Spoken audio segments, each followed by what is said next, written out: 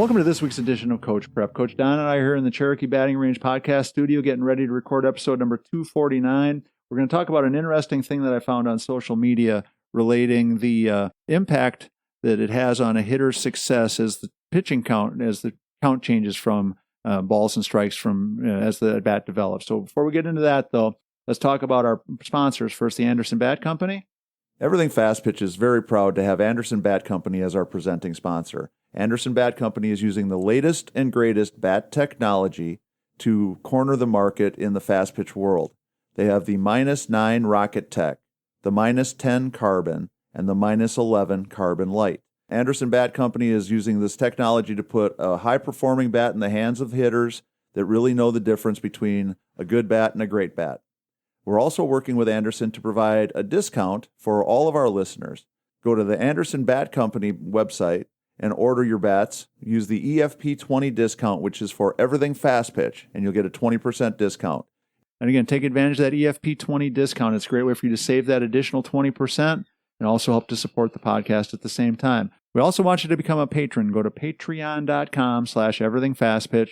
Go to the website. There's a couple of quick, easy links that'll take you through the process. We're talking about $5, $10, or $20 a month. Again, we are super appreciative of the patrons that we have, the people that have been supporting us for all these years. We would love to see a few more people jump on board and help to support us moving forward. So again, patreon.com/everythingfastpitch. So Don, I think I sent you this earlier, but thought it was something that was very interesting I saw. And it's basically produced by Easton, some research that they did, but it basically is a chart that shows that when we start from a 0-0 count, every time a pitch happens, what that means and what that impact is for the hitter's success moving forward. So obviously we all start off with a 0-0 count. If we don't hit the first pitch and it's a ball or a strike, that if it's a ball, it changes the numbers fairly drastically. If it's a strike, it changes the numbers fairly drastically. And I just thought it was interesting because I think we all know. Are we talking about like batting averages? Batting averages and hitter's success. Now, they were talking about hitter's success. So for them, hitter's success was getting on base anyway for the purposes of this discussion. Sure. So to me, I think. Productive at bat. Right. But I think it would also relate to my idea of judging whether somebody's had a successful at bat is if they're hitting the ball consistently hard. But the idea being that, say we start off with a 0-0 count, if you go 0-1 and now the pitcher gets strike one and I'm up there as a hitter, my chances of success have gone down 26%. Okay. If it's ball one, my chances of success go up 37%. Nice. Right? And so it kind of just goes through the chart, and I'm not going to read every single situation and every single number. But it plays back and forth. But as the counts get deeper, the amount of change changes, obviously, because if it's a 1-1 count and we get a ball, my percentages go up, but they don't go up 37%. If I get a strike, my percentages go down, but they don't go down quite as much. But the idea that every pitch changes the potential outcome and the hitter's approach to that and knowing what that means, and also I guess the pitcher's approach and what that means for their likelihood of success, I think is important. So I just wanted us to kind of talk about the idea of hitters understanding the importance of the count and understanding how that can drastically increase or decrease their likelihood for success, but also some things I think that we want to make sure that they're not freaking out too much. Just because you get a 2-strike count on you doesn't mean you're never going to get a hit. It just means you've made life a little bit harder for yourself, or the pitcher's made life a little bit harder for you. No, Tori, this is a conversation that we have probably multiple times with every kid that ever plays baseball or softball.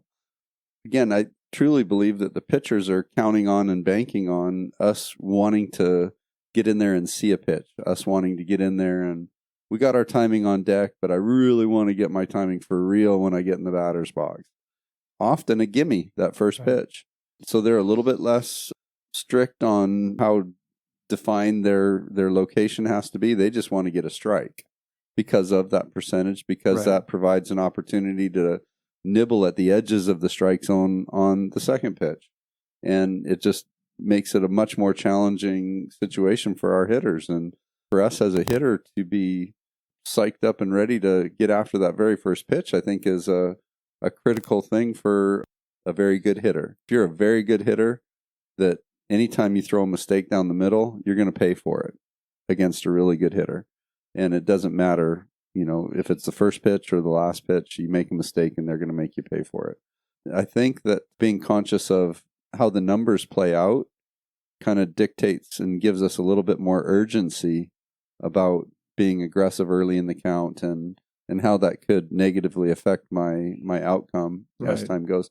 Although, and then I'll throw this out there too, Tori, that both of us have come across kids that are 2-strike hitters. Right. If they've got 2 strikes on them, for some reason, they just seem to turn a switch, and I almost feel more relaxed when they have 2 on them than before, because they always put the ball in play. Right. And some good things happen. Yeah. Well, I think paying attention to the statistical trends, though, has value, though, because I use this anecdote all the time. Stephanie Fisher is one of the very best hitters I've ever coached. She's the only Division I All-American I ever coached.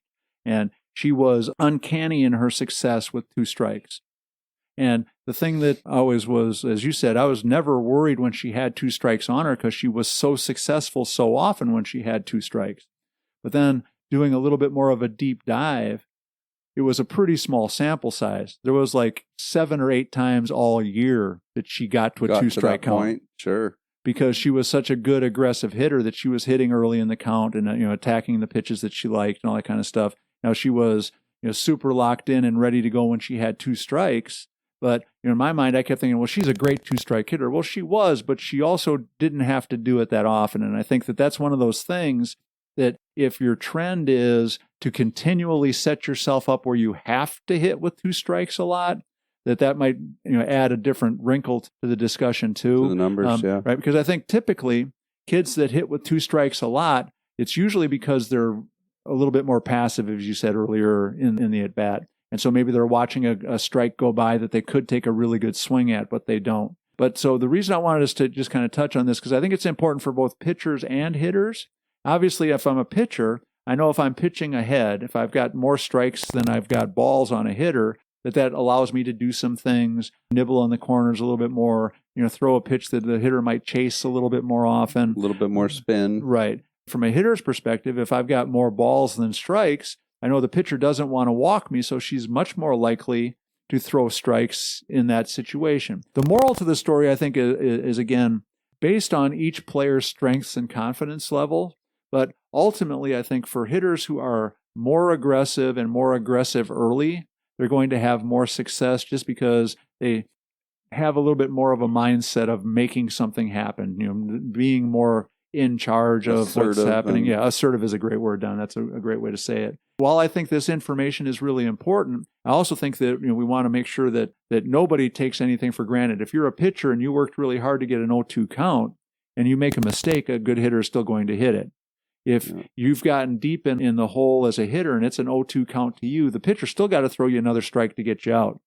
Statistics don't tell the whole story, but I do think it's an important thing for us to pay attention to, just so that we're always looking for the edges, looking for the advantages when they do exist, and using that as a way to kind of help our players, I think, adopt the mindset that we want. I was always super aggressive, get up there, get hacking. I never got frustrated if somebody swung at a pitch early in the count.